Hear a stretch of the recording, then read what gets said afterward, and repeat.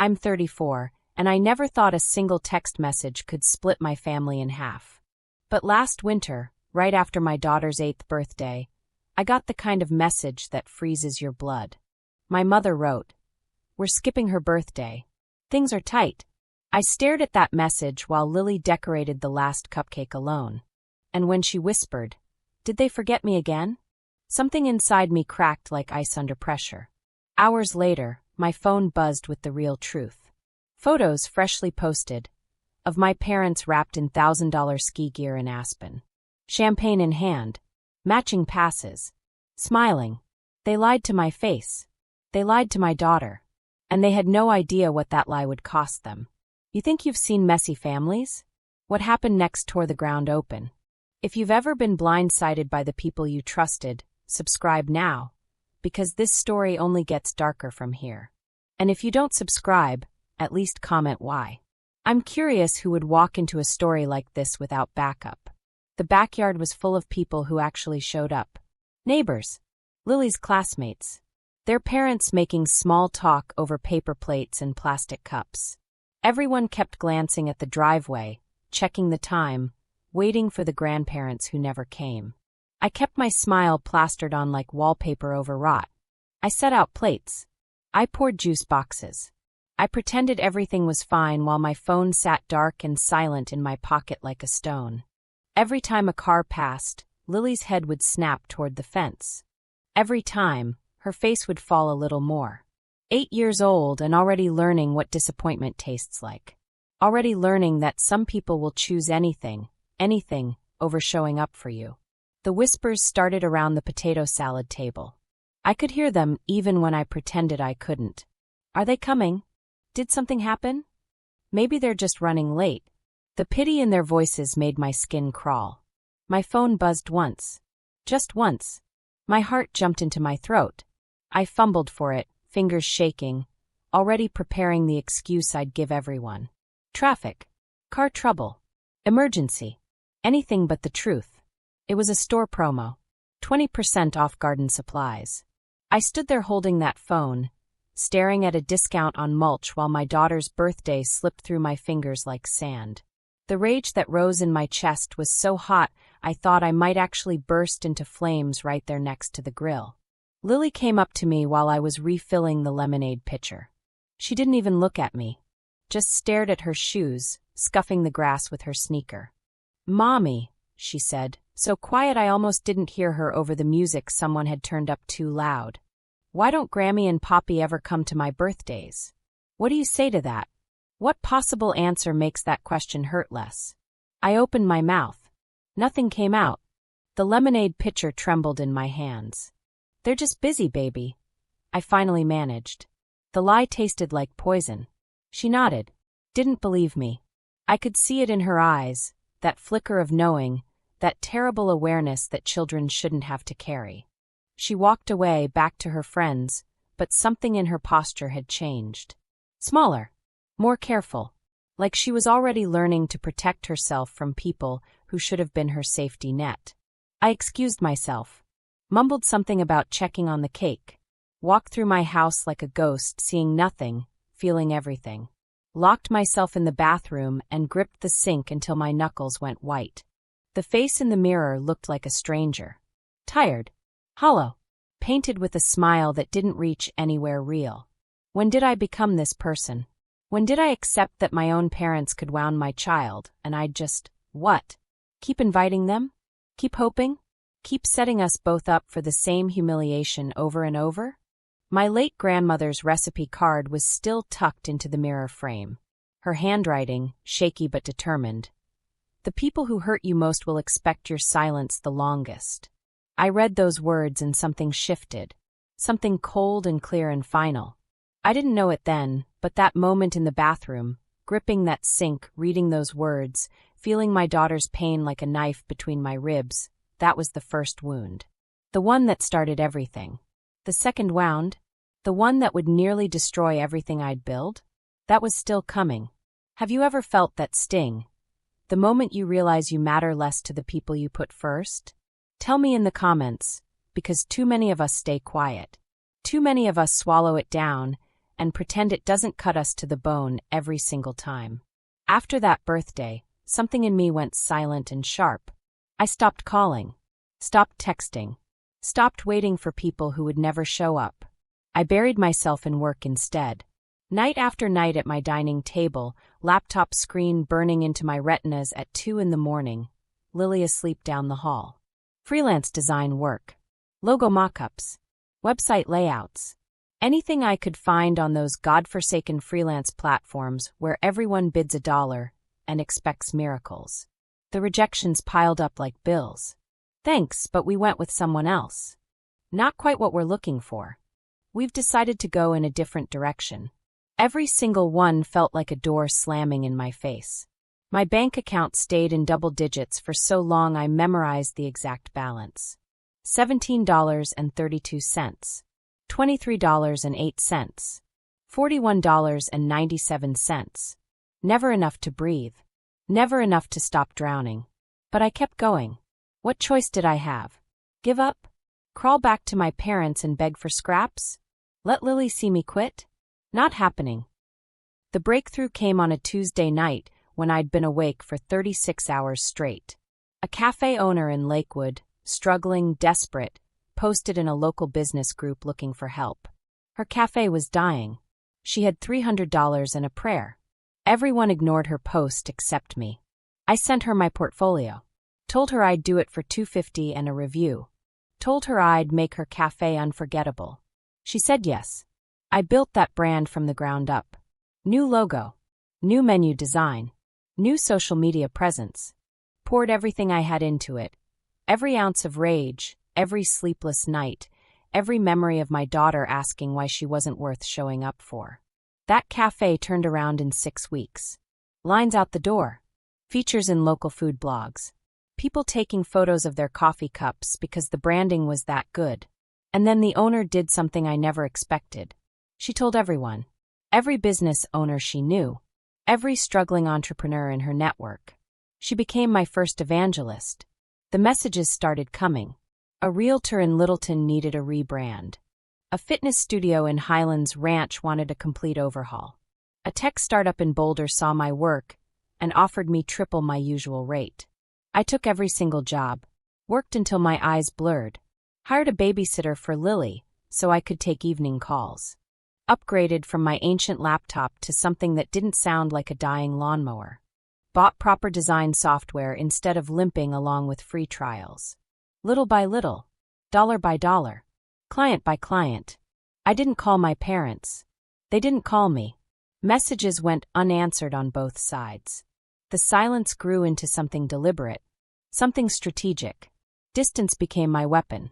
Every time I wanted to reach out, every birthday, every holiday, every moment of weakness, I remembered Lily's face. That 8th birthday. That question. Did they forget me again? And I kept building instead. If you've ever pulled away from someone to save yourself, hit like so I know I'm not the only one. Because isolation feels like survival sometimes. And sometimes it is. 18 months after that disastrous birthday, I signed a lease on an office space in downtown Denver. Brick and glass. Exposed beams. Views of the city I'd ground myself into dust trying to conquer. Real office space. Not my dining table. Not a coffee shop. Mine. I hired 2 part-timers first. College students who needed experience and didn't mind my intensity. Then an account manager. Then a junior designer. Then a full damn team. The work kept coming. My calendar filled up 3 months in advance. Clients stopped negotiating my rates and started asking when I had availability. A local magazine did a feature. One of Denver's fastest-growing solo-led design agencies. My face on the cover. My story in print. My name becoming something people recognized. I moved Lily to a better school district. Paid cash for the deposit. Watched her face light up when she saw the art room and the library and the playground that wasn't held together with rust and prayers. Her 9th birthday came around. I rented a venue. Hired a DJ. Got a bounce house that cost more than my first car. Invited every kid in her class and watched them scream with joy while I stood there feeling something I hadn't felt in so long I'd forgotten the name for it. Pride. peace, power. But I kept my success hidden from my parents. Deliberately. Carefully. I blocked them on social media. Didn't respond to the occasional guilt trip text. Didn't show up to family events I knew they'd attend. I was waiting. Not for validation. I'd stopped needing that. I was waiting for something else entirely. I was waiting for the moment their lies would circle back and find them in the dark. Subscribe before the next twist hits. You'll want to see how they walk straight into their own trap. Because what's coming next? They did it to themselves. And they never saw it coming. The call came from my cousin in Fort Collins. We hadn't talked in years, but she'd always been the family truth teller. The one who saw through the performance. "I need to tell you something," she said, voice tight. "About your parents." My stomach dropped. For a split second, I thought someone had died. Almost hoped for it. How terrible is that? How broken do you have to be to hear about your parents and hope it's an ending instead of another chapter? But no, not death. Worse. Their finances, she said. The whole thing's our tight story they've been selling. It doesn't add up. She'd been helping them with paperwork, church assistance forms, disability income reviews, benefits applications, and the numbers weren't making sense. They claimed they couldn't afford groceries, she said. But they've taken 4 trips in the last year. Aspen, Santa Fe, a cruise. They bought a new car. My hands started shaking. I gripped the phone so hard I thought the screen might crack. "There's more," she continued. One of the disability forms, they listed a dependent, someone who would qualify them for additional assistance. "They don't have," I started, but she cut me off. "They listed Lily." The floor disappeared. The room tilted. Everything went white hot, and then ice cold in the span of a heartbeat. "What?" "They've been claiming her as a dependent on benefit applications, using her information to qualify for extra assistance. But here's the thing that made me call you." I could barely hear her over the roaring in my ears. "The signature on the parental consent form? It's supposed to be yours. But you never signed this. Did you?" "No. I didn't think so. Because it's dated last March. And the handwriting doesn't match your signature on the old cards I have from you. Forgery. They'd forged my signature. Used my daughter, as a pawn in their game of pretending to be broke while living like they'd won the lottery. They'd looked me in the eye, lied about missing her birthday because money was tight, then posted photos drinking champagne in Aspen. And all along they'd been using her name, her social security number, her existence to scam assistance programs meant for people actually struggling. My phone rang an hour later. "Mom." Her name lit up my screen like a warning flare.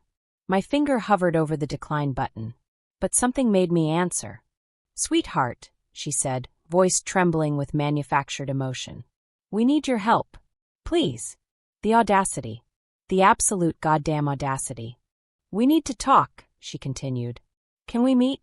Please. It's important." I let the silence stretch. Let her squirm. Let her wonder if I knew. "My office," I finally said. "Tomorrow. 2:00. "Your office?" "My office. I'll send you the address." I hung up before she could respond. "If this happened to your kid, you'd want the truth too. Follow so you don't miss what comes next. Because this confrontation? It's going to burn everything down." They walked in at 2:03 expecting one thing and found something else entirely. My father's eyes swept the reception area. The branded walls, the receptionist at her desk, the clients in the waiting area with their leather portfolios. His jaw actually went slack. My mother clutched her purse tighter, scanning everything like she'd walked into the wrong building. Like surely this couldn't be. "Right this way," my assistant said, professional and cool. "She's ready for you." I watched them on the camera feed from my office. Watched them follow her down the hall. Watched them see the conference room, the staff working in their cubicles, the artwork I'd commissioned, the success I'd built brick by brick while they were posting champagne photos and using my daughter as a meal ticket. When they entered my office, I didn't stand. Didn't smile. Didn't offer them the courtesy they'd never offered Lily. I just gestured to the chairs across from my desk. They sat. My mother's eyes were already red, preparing the tears. getting ready for the performance. "Thank you for seeing us," she started. "We've been so." I slid the folder across the desk. It landed between us with a sound like thunder in a church. "Open it," I said. My father reached for it slowly. His hands shook. Not from age. From something else. Some part of him already knew. The first page, their photos from Aspen. High-resolution prints. Dated. Tagged. Geolocated. The second page, benefit application forms. Highlighter marking the sections where they'd claimed severe financial hardship. The third page, the dependent listing. Lily's name. Her information. My forged signature. The fourth page, bank statements my cousin had pulled, showing the trips, the purchases, the lifestyle that screamed anything but things are tight. My mother started crying. Real tears this time. The kind you can't fake.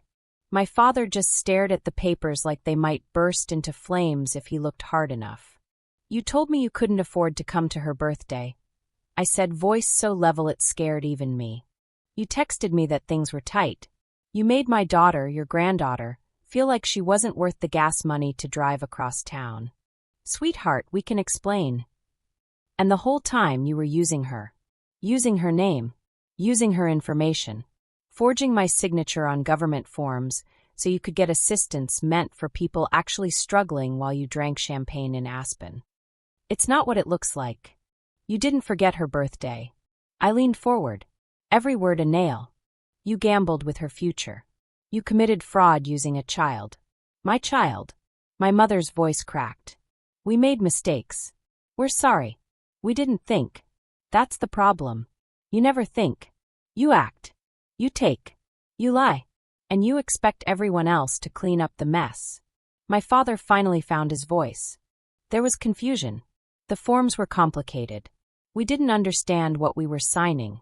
I pulled out another paper. The timeline. The dates. The pattern. This wasn't confusion. This was calculated. For different applications over 8 months. For different programs. All listing Lily. All with forged signatures. All while you were posting vacation photos and ignoring your granddaughter's birthday. They tried other angles. Memory problems. Bad advice. Mistakes. Misunderstandings. Every excuse rehearsed and hollow. I cut through each one with evidence. With dates. With receipts. With the cold, hard truth they couldn't spin or cry their way out of. "You need to withdraw the report," my mother finally said, abandoning pretense. "If this goes forward, if they investigate, we could lose everything. You should have thought about that before you used my daughter. Please. We're your parents. We made mistakes, but we're still your parents. And she's still your granddaughter. The one you forgot. The one you lied about. The one whose future you risked for a ski trip. Would you forgive them here? Or let the consequences stand? Comment your verdict, guilty or not guilty. Because I already know what mine is." They begged. God, how they begged.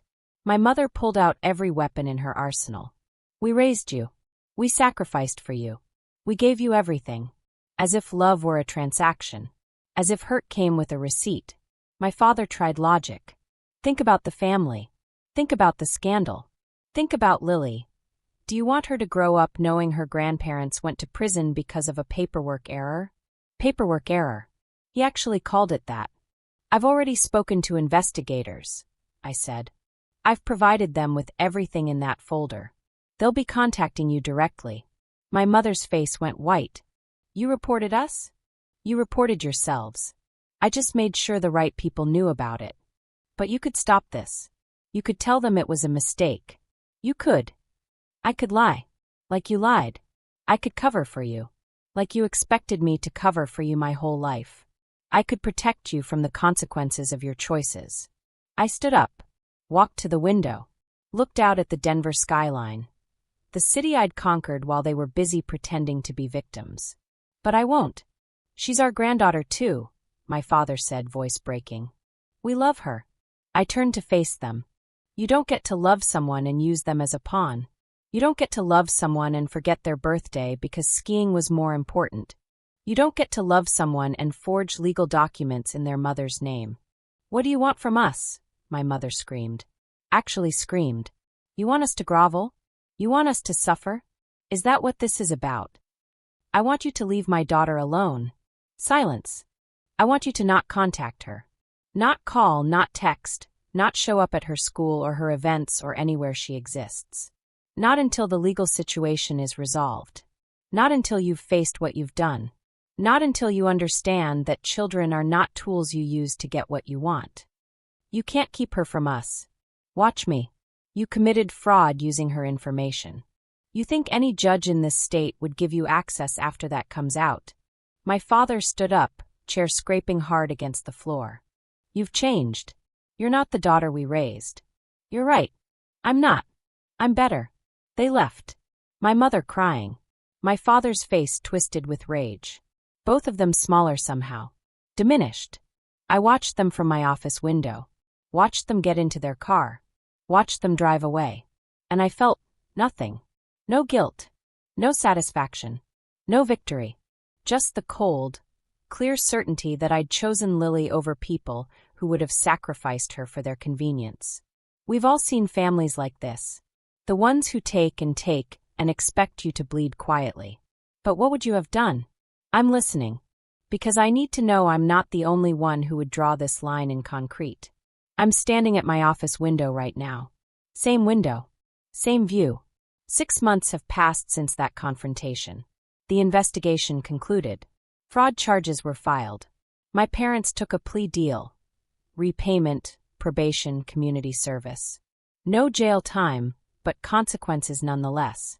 The family fractured predictably. Half of them think I'm a monster for turning in my own parents. The other half went silent, probably terrified of what I might know about them too. I don't care. I built something here.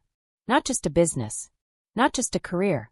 I built a life where my daughter doesn't have to wonder why she's not worth showing up for.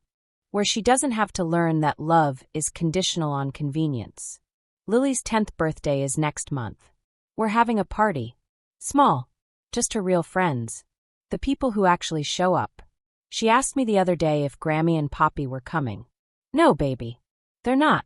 She nodded. Didn't look surprised. Didn't look hurt. Just accepted it and went back to planning her cake design. And that's when I realized something. I didn't break the family. They did. Years of lies and manipulation and using people like currency. That's what broke us.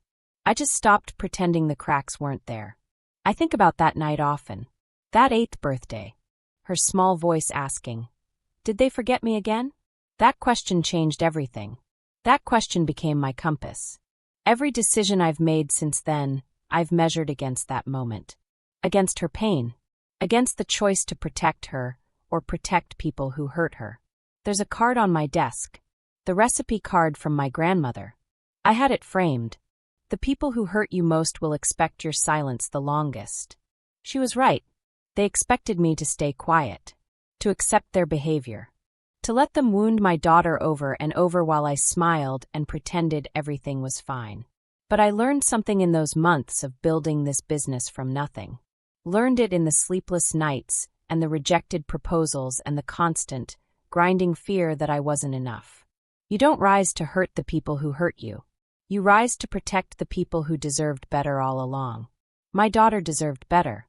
And I gave it to her. Not through revenge. Not through destroying my parents for sport. But through boundaries. Through consequences. Through refusing to teach her that love means accepting abuse. Some people will call that cold. Some already have. They'll say I'm unforgiving. That I'm holding a grudge. That I'm punishing my parents too harshly for one mistake. Let them. They weren't there when she asked why her grandparents never showed up. They didn't see her face. They didn't feel that knife twist in their chest. I did. And I decided she would never feel that way again if I could prevent it. The office is closing up for the evening. My team is heading home.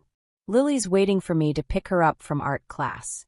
We're going to get Thai food and watch that cooking show she loves. It's a small life now. Smaller family. Smaller circle. But it's real. It's honest. It's built on truth instead of performance. And every single person in it actually shows up. If you've ever been blindsided by someone you trusted, subscribe.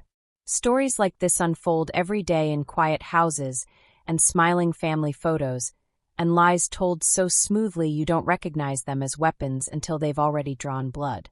Don't be the last person to learn the warning signs.